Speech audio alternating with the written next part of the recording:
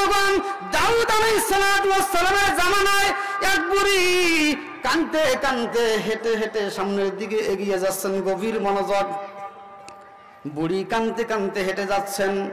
রাস্তায় সুলাইমান আলাইহিস সালাতু ওয়াস সালাম, দাউদ নবীর সন্তান সুলাইমান আলাইহিস সালাতু ওয়াস সালাম তখনও বালক মানুষ, ছোট্ট মানুষ, খেলাধুলা করতেছেন।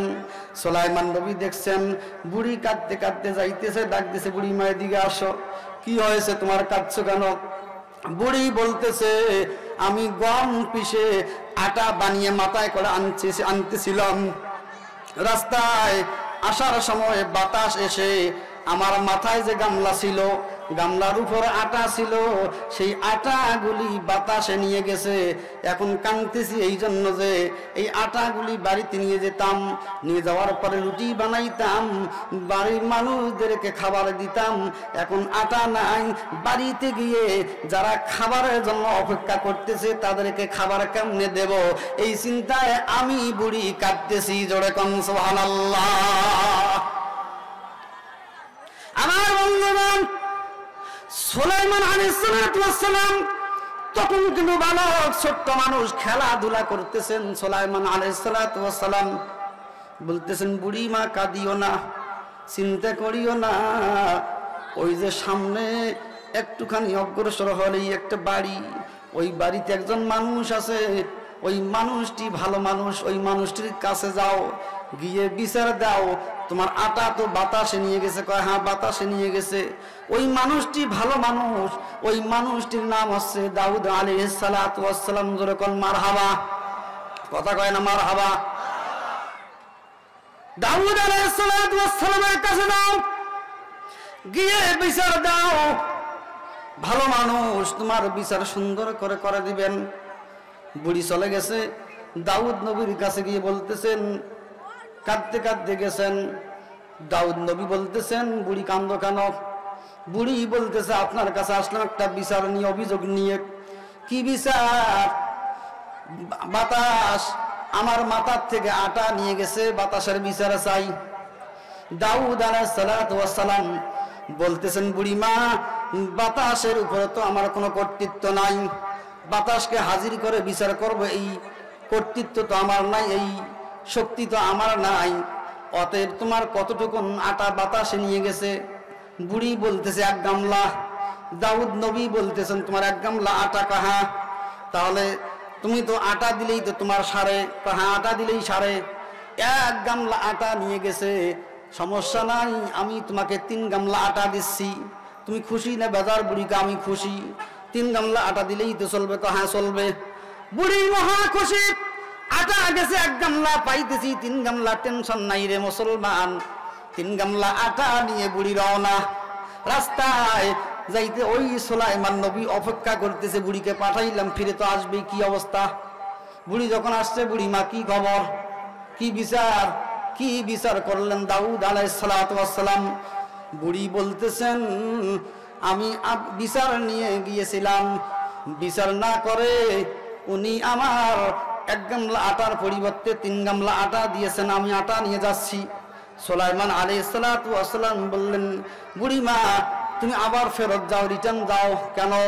গিয়ে বলবা আমার আটা নিয়ে গেছে, আমি ওই আটা চাই না, আমি বাতাসের বিরুদ্ধে বিচার চাই। জোরে কোন সুবহানাল্লাহ। আমার বন্ধুগণ, যেমনি বুড়ি ফেরত গিয়ে দাউদ নবীর কাছে বলতেছেন, আমি আটা চাই না, বিচার চাই। দাউদ নবীর বুঝতে বাকি নাই, কারণ নবী তো ডাইরেক্ট অ্যাকশন। দাউদ নবী বুঝতে পেরেছেন কেউ শিখায় দিচ্ছে, এখন বিচার চাইতেছে। দাউদ নবী বলতেছেন, বিচার করবো। বুড়ি তার আগে একটা কথা, কি কথা? তোমার এই বুদ্ধিগুলি কি শিখায় দিচ্ছে? এই বুদ্ধি কি কে শিখায় দিচ্ছে তোমাকে? তুমি আসলা, আটার পরিবর্তে আটা দিলাম, তুমি খুশি ছিলা, আটা নিয়ে যাইতেছো, এখন আবার ফিরে এসে বলতেছো আমি আটা চাই না, বিচার চাই। ও বুড়ি বলো, কে তোমার এই বুদ্ধি শিখায় দেয়? বুড়ি বার বলতেছে, জনাব বেয়াদবি মাফ করবেন, আমি তো আটা নিয়ে খুশি মনে যাইতেছিলাম। রাস্তায় 8-10 বছর কিংবা 12 বছরের একটা বালক খেলাধুলা করতেছে, ওই বালকটাই বুদ্ধি দিয়ে আমারে পাঠিয়েছেন। জোরে কোন সুবহানাল্লাহ। কোরআন হাদিস কেন মানো না, সত্যের পথে কেন চলো না? কোরআন হাদিস কেন মানো না, সত্যের পথে কেন চলো না? ন্যায় বিচারের কথা যদি বলি, ন্যায় বিচারের কথা যদি বলি, তখন হই আমি মৌলবাদী বিদ্রোহী। বিদ্রোহী বিপ্লবী মৌলবাদী কেন জঙ্গিবাদী? বিদ্রোহী বিপ্লবী মৌলবাদী কেন জঙ্গিবাদী? বিদ্রোহী বিপ্লবী মৌলবাদী কেন জঙ্গিবাদী? সত্যের পক্ষে গান গাই বলে আমি বিদ্রোহী, সত্যের পক্ষে ডাকি বলি আমি বিপ্লবী। সত্যের পক্ষে গান গাই বলে আমি বিদ্রোহী, সত্যের পক্ষে ডাকি বলি আমি বিপ্লবী। কোরআনের কথা বলে তাই বলে আমাকে মৌলবাদী, কোরআনের কথা বলে তাই বলে আমাকে মৌলবাদী। জিহাদের কথা বলে তাই বলে আমাকে জঙ্গিবাদী। আমি বিদ্রোহী, বিদ্রোহী বিপ্লবী মৌলবাদী কেন জঙ্গিবাদী? বিদ্রোহী বিপ্লবী মৌলবাদী কেন জঙ্গিবাদী? বিদ্রোহী বিপ্লবী মৌলবাদী কেন কেন কেন কেন জঙ্গিবাদী? আমার বন্ধুগণ, দাউদ আলাইহিস সালাম বলতেছেন, বুড়ি তোমার বিচার সবকিছুই করবো, আগে বলো বুদ্ধিকে শিখায় দেয়। ইনসাফ বিচার নেওয়ার জন্য পাঠাইছেন সুলাইমান নবী। ও বুড়ি মা, তোমার কে পাঠাইছে? বুড়িমা একটুখানি বলো।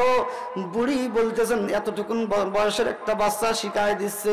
ডাক দিয়ে আনা হলো অন্য কেউ না রে মুসলমান, সেটা হলো দাউদ নবীর সন্তান। জোরে কোন সুবহানাল্লাহ। ও মুসলমান, নেগেটিভ চিন্তা আনবেন না, নেগেটিভ চিন্তা কখনো মাথায় নিবেন না। তাহলে কি বাবার চেয়ে ছেলের জ্ঞান কি বেশি? না না জনাব, এখানে আল্লাহ পাক রব্বুল আলামিন দাউদ নবীর সন্তানের নাম সুলাইমান আলাইহিস সালাতু ওয়াস সালাম। যদিও ছোট্ট, কিন্তু এক সময় তিনিও নবী হবেন।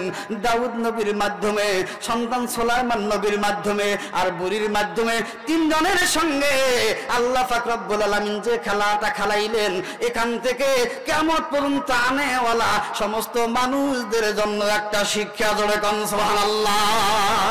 নবী না মানিলাম কি যে ভুল করিলাম, নবী না মানিলাম কি যে ভুল করিলাম, বসমে ঢালিলাম ঘি, মানুষ হইয়া ভবেতে আসিয়া মানুষের করিলাম কি, মানুষ হইয়া ভবেতে আসিয়া মানুষের করিলাম কি। জোরে কন্যা মারহাবা। এবার দাউদ আলাইহিস সালাম যখন জিজ্ঞাসা করেছেন, বুড়ি সুলাইমান নবীর কথা বলছেন, সুলাইমান নবীকে ডেকে এনে বাবা বলতেছেন, বাবা তুমি যেই বুড়িকে বুদ্ধি শিখাই দিলা, বাতাসের উপরে তো আমার কোনো কর্তৃত্ব নাই। খুব গভীর মনোযোগ করে মুসলমান, দাউদ নবী সন্তান সুলাইমান নবীকে বলতেছেন, তুমি যে বুদ্ধিটা শিখাই দিলা, বাতাসের উপরে তো আমার কোনো কর্তৃত্ব নাই, এখন আমি বিচার কেমনে করব? সুলাইমান আলাইহিস সালাম বলতেছেন, আব্বা আপনি একজন সম্মানী নবী, আপনি পুরা রাজত্বের বাদশা, আপনি একজন সম্মানী নবীও বটে, আপনি হচ্ছেন আল্লাহ পাক রব্বুল আলামিন একজন সম্মানী নবী। আপনি যদি দোয়া করেন আল্লাহ, আচ্ছা আপনারাই বলেন, আম্বিয়ায়ে কেরাম নবী রাসূলগণ যদি আল্লাহ পাক রব্বুল আলামিনের কাছে দোয়া করেন, এই দোয়া কবুল হইতে কি দেরি হয়? আরে কথা বল না, দেরি হয়? আল্লাহ পাক রব্বুল আলামিনের কাছে আম্বিয়ায়ে কেরাম যখন দুহাত তুলে যে কোনো ফরিয়াদ করেন মুসলমান, যে কোনো মেসেজ আল্লাহ পাক রব্বুল আলামিনের কাছে আম্বিয়ায়ে কেরাম মেসেজ মেমোরি থেকে খালি ছাড়ার সঙ্গে সঙ্গে ছাড়তে দেরি বিলম্ব হয় না, আল্লাহর কাছে পৌঁছিতে। ধরে কোন সুবহানাল্লাহ। সুলাইমান আলাইহিস সালাম বলতেছেন, আব্বা আপনি একজন নবী, আপনি রাজত্বের বাদশা, আপনি নবী, আপনি দোয়া করতে দেরি, আল্লাহ পাক রব্বুল আলামিনের দরবারে কবুল হইতে বিলম্ব হবে না। আমার ভয় হচ্ছে বুড়ি বাতাসের বিরুদ্ধে আপনার কাছে কমপ্লেইন নিয়ে আসছে, আপনি বুড়ির কমপ্লেইন গ্রহণ না করে, বুড়ির কমপ্লেইন গ্রহণ করে বাতাসের বিরুদ্ধে বিচার না করে, বাইতুল মাল থেকে যে জনগণের মাল থেকে আপনি যে এই সম্পদগুলি দিয়ে দিলেন, এই 1 গামলা আটার পরিবর্তে 3 গামলা আটা দিয়ে দিলেন, কাল কিয়ামতের দিন হাসরের ময়দানে আল্লাহ আদালতের সামনে আল্লাহ পাক রব্বুল আলামিন যদি আপনাকে জিজ্ঞাসা করেন তাহলে আমার ভয় হচ্ছে আপনি মনে হয় আটকে যাওয়ার সম্ভাবনা আছে। অন্যথায় আপনি দুনিয়ার মামলা দুনিয়ার মধ্যে ফিনিশিং করার ক্ষমতা আল্লাহ দিয়েছেন, আপনি দোয়া করলে নিমিষের মধ্যেই আল্লাহর দরবারে দোয়া কবুল হয়ে যাবে। বাতাস আপনার সামনে আসতে হাজির হতে আপনার সামনে বাধ্য হবে। আপনি দোয়া করেন বাতাসকে সামনে হাজির করে আপনি দুনিয়ার মামলা দুনিয়া ফিনিশিং করে দেন। যদি ফিনিশিং করে দিয়ে দুনিয়ার জমিন থেকে বিদায় নিতে পারেন, আল্লাহ পাক রব্বুল আলামিনের আদালতের সামনে আসামির কাঠগড়ায় আপনাকে দাঁড়া লাগবে না। জোরে কোন সুবহানাল্লাহ।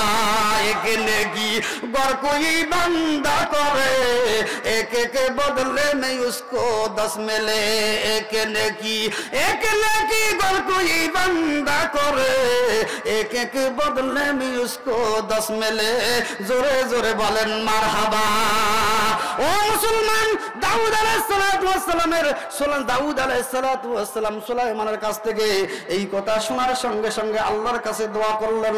আল্লাহ পাক রব্বুল আলামিন বাতাসকে দাউদ নবীর সামনে হাজির করে দিলেন।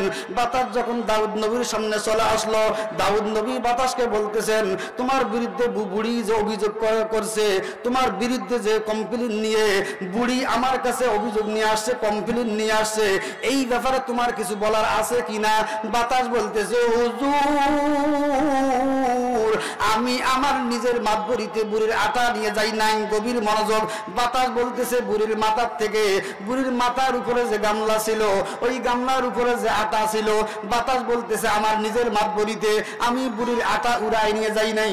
আমার নিজের ইচ্ছা বাতাস বলতেছে আমার নিজের ইচ্ছা আমি বুড়ির মাথার থেকে আটা নিয়ে যাই নাই। আমার কোন মাতবরিতে আমার কোন ইচ্ছা না। স্বয়ং রাজাদিরাজ বিশ্ব প্রতিপালক তামাম পৃথিবীর সমস্ত মাখলুকাতের সৃষ্টিকর্তা মহান আল্লাহ পাক রব্বুল আলামিন আমাকে অর্ডার করেছেন। কি অর্ডার করেছেন? এবার বাতাস বলতেছে হুজুর তাহলে শোনেন, সমুদ্রের পানির উপর দিয়ে একটা জাহাজ চলতেছিল, ওই জাহাজের মধ্যে হাজার হাজার যাত্রী অনেক টনকে টন মাল নিয়ে তারা মাল বোঝাই যাত্রী আর মাল বোঝাই যাত্রী জাহাজের পানির উপর দিয়ে চলতেছিল। এই জাহাজখানা যখন সাগরের মধ্যবর্তী স্থানে অবস্থান করতেছে আর সামনে এগোচ্ছিল, ওই সময় প্রবল বৃষ্টি আর বাতাস, ঝড় তুফান টর্নেডো শুরু হয়ে গেছে।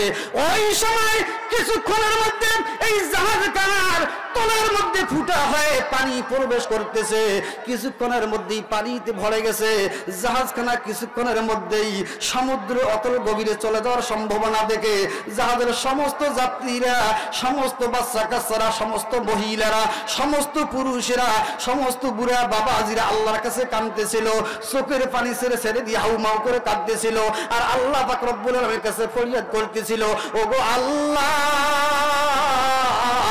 সমুদ্রের মধ্যবর্তী স্থানে আমাদের জাহাজখানা চলতেছে, তুমুল ঝড় তুফান শুরু হয়ে গেছে, টর্নেডো শুরু হয়ে গেছে, আকাশ বাতাস মিসমার হয়ে শুরু হয়ে গেছে। গো আল্লাহ, এমন একটা পরিস্থিতিতে আমাদের জাহাজের তলের মধ্যে ফুটো হয়ে পানি প্রবেশ করতেছে, পানি জাহাজের মধ্যে ভরাট হয়ে গেছে। কিছুক্ষণের মধ্যে হয়তো জাহাজটা পানির অতল গভীরে চলে যাবে। জাহাজ যদি পানির নিচে ডুবে যায় এখান থেকে একটা মানুষও বাঁচার সম্ভাবনা নাই।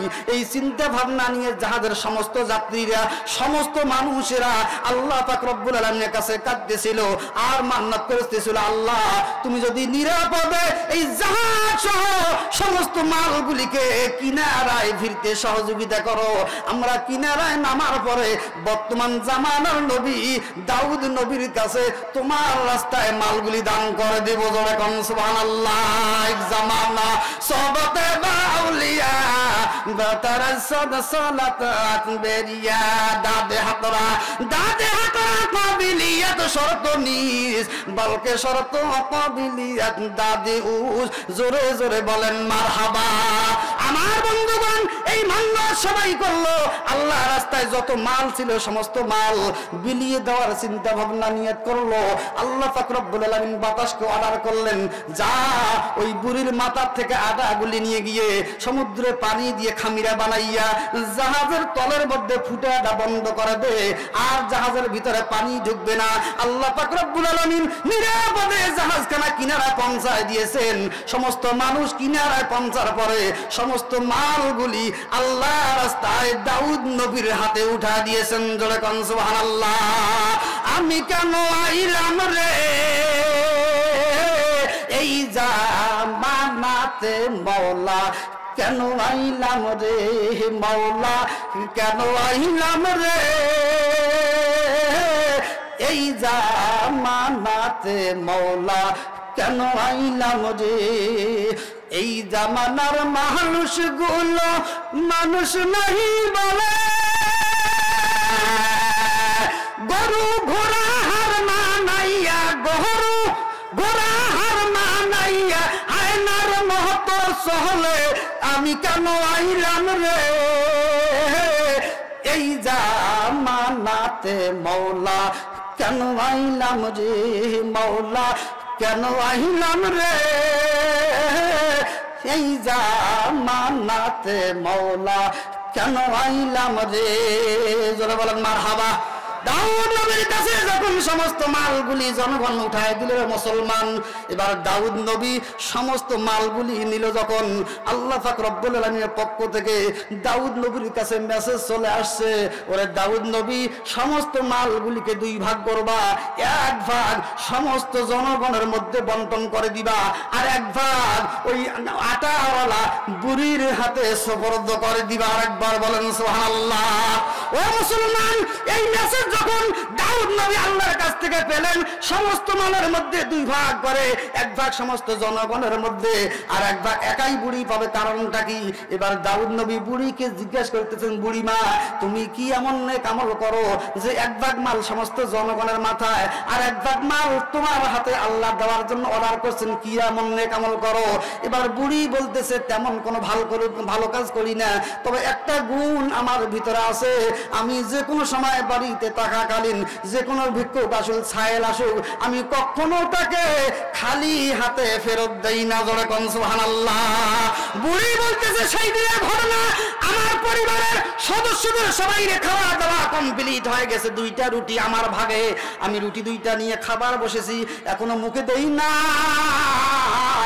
এক লোকমা ছিঁড়ে মাত্র মুখের মধ্যে দেব, এমন সময় দরজার মধ্যে করা আঘাত, ভেজো আল্লাহ তাআলা কি নাম হস্তে, তাকে আল্লাহ তাআলা নে তুজকো বরকত করে। বুড়ি বলতে ছায়েল ভিক্ষুক বলতেছে, আল্লাহর রাস্তায় কিছু দান করেন, আজ কয়েকদিন থেকে খাবার খাই না, অনাহারে, আই এম ভেরি টাস্টি, আজ ক্ষুধার্ত, অনেক পিপাসিত অবস্থা আছি, আমাকে কিছু খাবার দেন। আমি ওই দুইটা রুটি না খেয়ে ওই বুড়ির হাতে দিয়েছিলাম, বুড়ির হাতে ওই ভিক্ষুকের হাতে দিয়েছিলাম। ভিক্ষুক দুইটা রুটি খাওয়ার পরে বলতেছে, বুড়ি মা, আমার